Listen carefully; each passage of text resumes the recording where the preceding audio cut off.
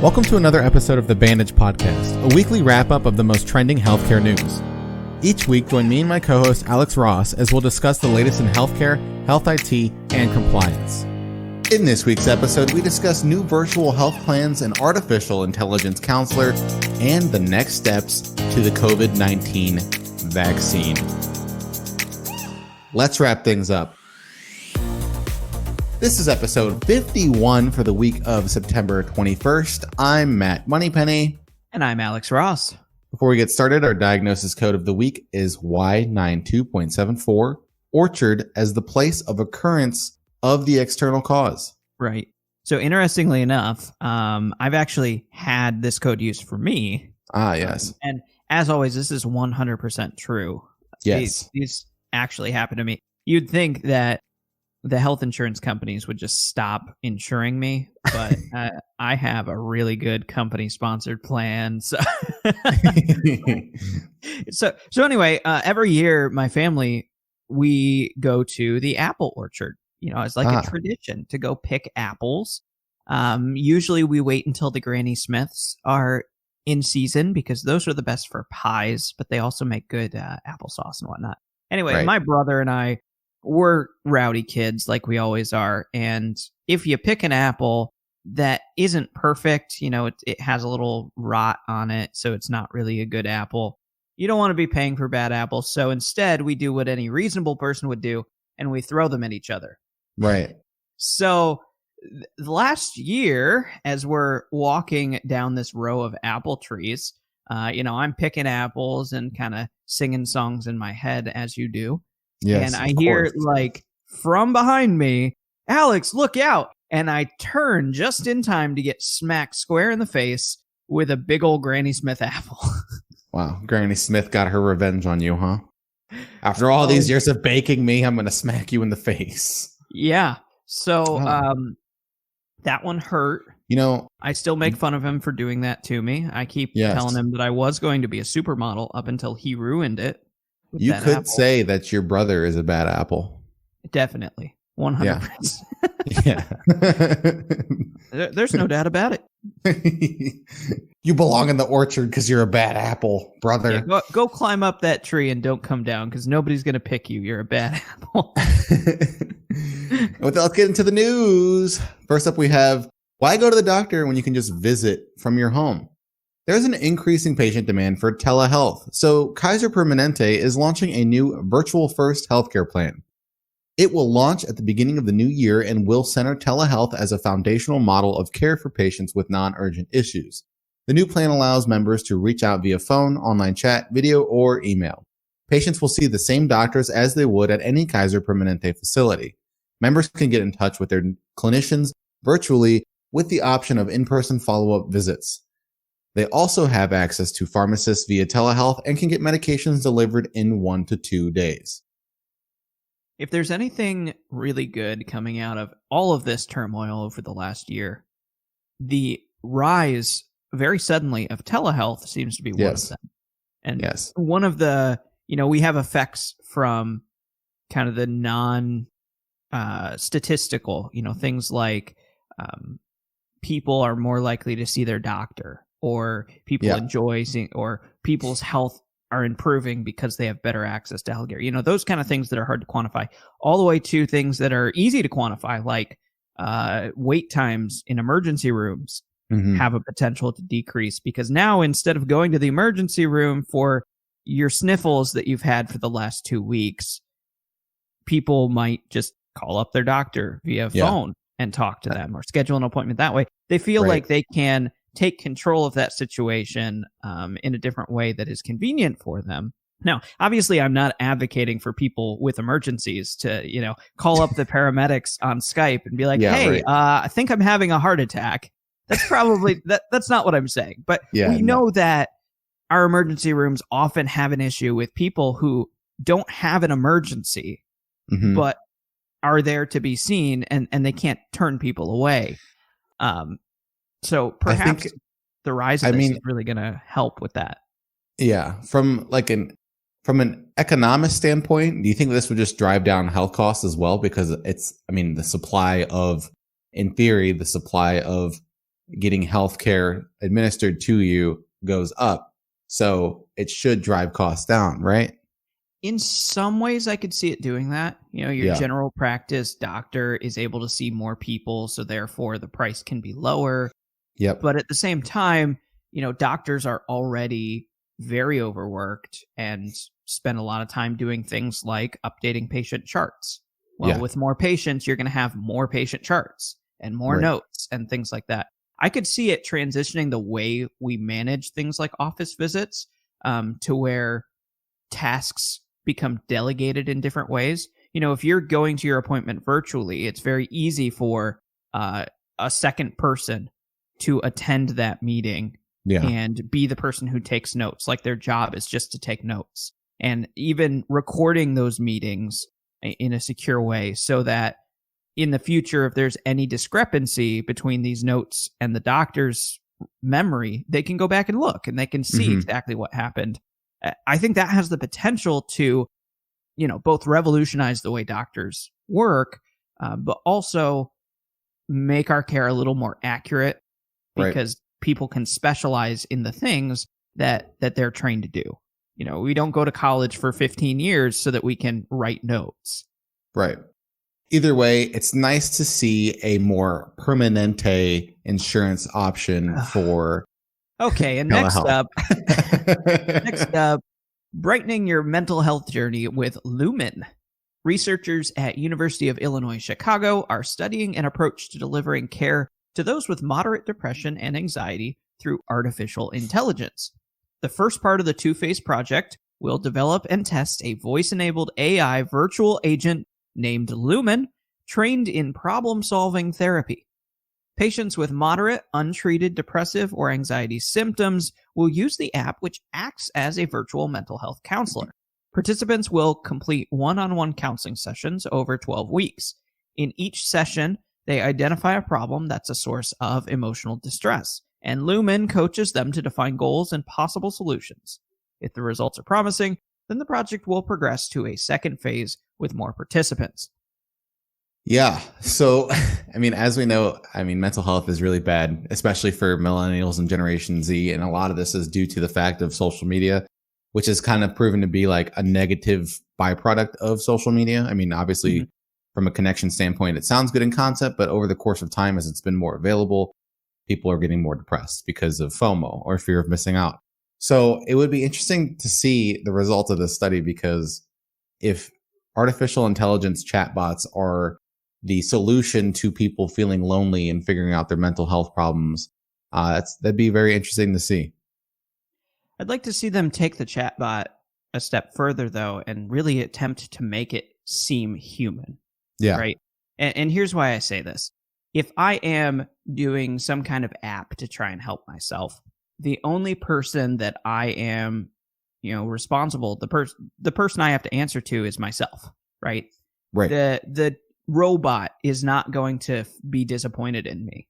And, that extra little bit could be the difference between me deciding to get something done and me deciding, I'll do it next week. I can work on that next week. It's not a problem. I feel overwhelmed. Right. So it might be interesting to have them test kind of the same therapy, if you will, but have one pretend to be a real person, or maybe even be overseen by a real person, and just see what the results look like in those two cases, because it may be worth the extra investment to try and make a very realistic AI. Yeah, it kind of seems like we're living in a sci-fi movie with all these new AI-driven technologies and their potential. It seems like we could be living in a dystopian future pretty soon where we don't have to do anything and AI just does everything for us. And all we do is just sit and hang out on our phones. Well, at that point, we will just wear some virtual reality goggles and we'll go about our lives like normal in our virtual world. Right, of course. Either way, it's nice that they are illuminating mental health problems. Can you please just no? Next up, taking a shot on this new vaccine working. Pharmaceutical company Pfizer announced that the firm hopes to have a coronavirus vaccine ready to roll out by the end of the year. The company's CEO said they should know if the vaccine works by October. Pfizer and BioNTech are planning to expand the enrollment of a phase 3 vaccine trial from 30,000 participants to 44,000 participants. Increasing the trial size will allow the enrollment of new populations. The trial expansion is intended to include adolescents as young as 16, as well as people with HIV, hepatitis C, or hepatitis B. Wouldn't that be an interestingly specific job? Vaccine tester with hepatitis B. Yeah, that's very, very specific. And you have to be at least 16 years old. So, I mean, I feel like you'd obviously have to get the parents' permission to do this. So that's going to be a hard group to get, is the 16-year-old specifically. I feel like. Yeah. Especially considering an unknown virus that we really still are in the infant stages of knowing what it does and all that stuff. Right. And with how politicized it's become, there's half of the population who's not going to be interested in the vaccine generally, let alone testing it. Well, right, because it's going to be a microchip, right? Oh, yeah. It's not really a vaccine; it's a microchip that tracks us. I've seen the needle that they use to put the microchip in my dog, and let me tell you, if I go to get a vaccine and they pull that out, I'm running because no, thank you. That'd be bad. This is the first time we've had a coronavirus-related story in a long time, which is, I guess, a good sign, but also it just could be the result of people are just tired of talking about it. Yeah, I know that's the way we felt.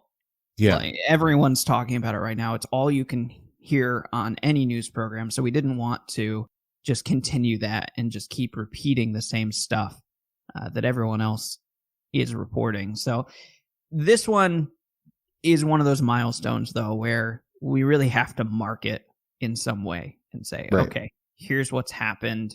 If you come back to these episodes a year from now and you want to know what was going on in real life, because that's what this podcast is. It's about advancements and things that are happening and news. So this one's pretty exciting. It looks promising. It also looks like I may have invested in the wrong company. So we'll see. Right. Yes. But let's go to our next segment. BREACH, Breach Patrol. It's a breach! All of the latest cybersecurity breaches. Welcome to Breach Patrol. We talk about the latest breaches all across the world. First up, they protected our country, so why not protect their data?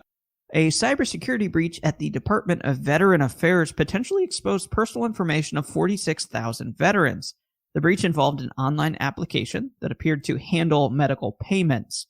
VA is alerting impacted veterans about the breach. It will offer free credit monitoring services to those whose social security numbers have potentially been compromised. Veterans will receive more information by mail, which will include steps to take to protect their personal data. Those who don't receive an alert from the department were not affected. Wow, this is the first time in a while we've had a breach that's not related to either Blackbaud or a ransomware attack. Right. This one seems to be just a good old classic breach. Yeah, nothing like serving your country the best, the highest way you can, and then finding out that your personal information has been exposed, potentially. Right. But, I mean, it does happen. It just goes to show you that cyber criminals don't really have any boundaries, and they're just going to go after wherever the loophole is in the security. Next up, raising concerns about Razr security. A security researcher discovered a misconfigured Elasticsearch cluster owned by gaming hardware vendor Razr, which exposed about 100,000 users' information. This contained records of customer orders and included information such as items purchased, customer email, address, and phone number. The Elasticsearch cluster was also indexed by public search engines. Razr confirmed the published statement about the leak and said that concerned customers can send questions via email. I don't know what an Elasticsearch cluster is. I don't know what an Elasticsearch cluster is either, but I think it's kind of funny how Razr is like, hey, this happened. You bought from us. We're not going to reach out to you. You got to reach out to us. I feel like that's just kind of bad customer service, but I mean, I don't know. I don't know what an Elasticsearch is. So I'm trying to find it, but the definitions I'm seeing are so incredibly technical. Yeah. And an Elasticsearch cluster is a group of nodes that have the same cluster.name attribute. Nodes. You join nodes together and you get a cluster. And then it distributes the data evenly across the different nodes to make searching more efficient, I guess, is what I'm seeing. I'm probably wrong about this, but please, someone let me know. The only thing I have to say about this breach is, nodes. Oh, jeez. Also, it seems that the cybersecurity criminals here are gaming the system. Because it's a gaming company. Do you understand what I'm saying, Alex? Yeah, I get you. Okay, good. And finally, it looks like the only thing they're stapling is a breach notification. Office retail company Staples informed some of its customers that data related to their orders was accessed without authorization. Staples has not yet disclosed the incident publicly, and it alerted affected customers individually through email. The retailer has yet to determine what information was accessed, but it could contain non-sensitive customer order data, such as names, addresses, and phone numbers. But these details can still serve malicious purposes in emails or phone call scams. The company stresses in an email notification that account credentials and full payment card data remained unaffected by the incident. There's no evidence to point to unauthorized purchases on a customer's behalf. It's interesting that we live in a world now where non-sensitive customer order data contains your name and address and your phone number. Right. That's that. Like breaches have come to a point that they happen so often that is considered non-sensitive information now. I mean, it is, to be fair, public information. Yeah. You could look up someone's name, address, and phone number in the phone book. I suppose, but I know. I mean, I got my phone book delivered to me recently, a couple months ago, and I was like, well, they still do these things? I immediately threw it in the trash because I'm like, what am I going to do with this? Yeah, so not that bad of a breach, but malicious purposes. Here we go again. There's always some malicious intent behind breaches, unless it's a white hat hacker, which is usually the minority of attacks, right? So if you get attacked by a white hat hacker, as a company, it's usually a good thing because they're trying to prove that you have issues and then obviously get some services and get you to pay them so that they can fix it. So, yeah. And that's it for this week's wrap up of your weekly healthcare news. I'm Alex Ross. And I'm Matt Moneypenny. And we'll see you next week. Thank you for joining us for this week's episode of The Bandage. This week's episode was written and produced by eTactics. eTactics is a leading revenue cycle solutions organization committed to providing innovative, web-based solutions that improve our clients' cash management and customer relationships. Thanks, and we'll see you next week.